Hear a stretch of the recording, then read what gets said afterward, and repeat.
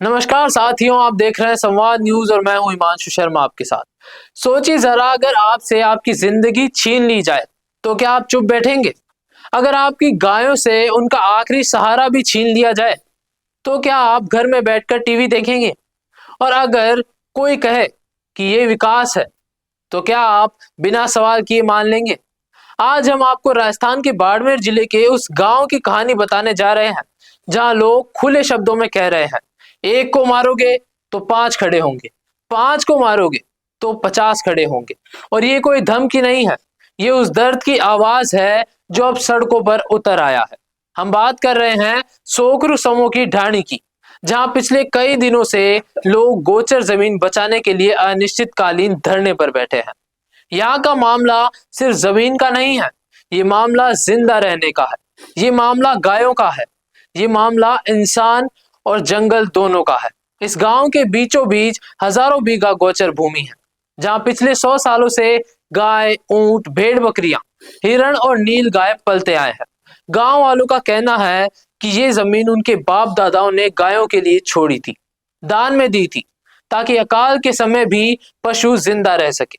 लेकिन अब इसी गोचर जमीन पर सोलर कंपनियों की नजर पड़ गई है और पावर ग्रिड स्टेशन लगाने की तैयारी शुरू हो चुकी है।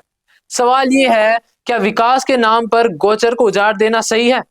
गांव के लोग साफ कहते हैं कि अगर ये जमीन चली गई तो गायें मरेंगी, वन्य जीव उजड़ जाएंगे और फिर इंसान भी नहीं बचेगा। यहाँ की नाड़ियां और रनियाई तालाब साल भर पानी से भरे रहते हैं। यही पानी हजारों गायों और जंगली जानवरों की जिंदगी है। ग्रामीण बताते हैं कि आज भी यहाँ सुबह शाम करीब 10 क्विंटल दूध निकलता है जो बाड़मेर की डेयरियों में जाता है।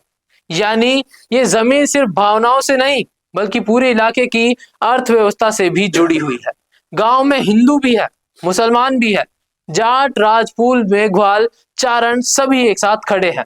यहाँ कोई धर्म की लड़ाई नहीं है, यहाँ पेट की, पर्यावरण की और भविष्य की लड़ाई है।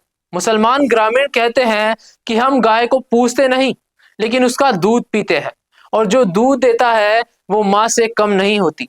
अगर गाय भूखी मरेगी तो इंसान कैसे बचेगा? ग्रामीणों का आरोप है कि न तो किसी तरह की एनओसी ली गई, न पंचायत से सलाह ली गई और न ही जनता की राय पूछी गई। अचानक मशीनें आई, पुलिस आई और जमीन पर कब्जे की कोशिश शुरू हो गई। लोग कहते हैं कि आम आदमी अगर 10 बीघा जमीन भी खरीदे तो महीनों चक्कर काटने पड़ते हैं, लेकिन कंपनियों को हजारों बीघा जमीन एक रात में मिल जाती है। यही बात लोगों के गुस्से की वजह है। धरना स्थल पर संत भी पहुंचे हैं। सियासी मठ के महंत आनंदपुरी जी साफ कहते हैं कि वो किसी पार्टी के नहीं है, ना कांग्रेस ना बीजेपी, वो सिर्फ गाय और प्रकृति के साथ खड़े हैं। उनका कहना है कि लोकतंत्र में पुलिस जनता को डराने के लिए नहीं होती, लेकिन आज हालात ऐसे बन रहे हैं कि लोग खुद को असहाय महसूस कर रहे हैं। गांव वाले कहते हैं कि हम हिंसा नहीं चाहते, लेकिन अगर हमें कुचला गया तो हम भी पीछे नहीं हटेंगे। कितनों को मारोगे, कितनों को दबाओगे? ये सवाल अब हर जुबान पर है। ग्रामीणों का कहना है कि अगर ये गोचर नहीं बचा तो गाय, हिरण, ऊंट, पक्षी सब खत्म हो जाएंगे। ये जानवर शहरों में नहीं जाएंगे, ये यहीं मरेंगे। और जब जंगल खत्म होगा तो इंसान भी सुरक्षित नहीं रहेगा। कुछ स्थानीय नेता भी धरने पर पहुंचे हैं और लोगों को भरोसा दिलाया गया है कि सरकार से बात होगी, समाधान निकलेगा। लेकिन गांव वालों का कहना है कि जब तक जमीन सुरक्षित नहीं होती तब तक धरना खत्म नहीं होगा। उनका साफ कहना है, हम मर सकते हैं लेकिन गोचर नहीं देंगे। ये सिर्फ सोकरू गांव की कहानी नहीं है, ये पूरे राजस्थान की चेतावनी है। अगर आज गोचर गया तो कल पानी जाएगा, परसों हवा जाएगी और फिर जीवन ही नहीं बचेगा। सवाल अब सरकार से है, प्रशासन से है और हम सब से है। क्या विकास का मतलब उजाड़ ही होता है? क्या सोलर प्लांट लगाना जरूरी है? तो क्या उसके लिए गोचर ही चुनना पड़ेगा?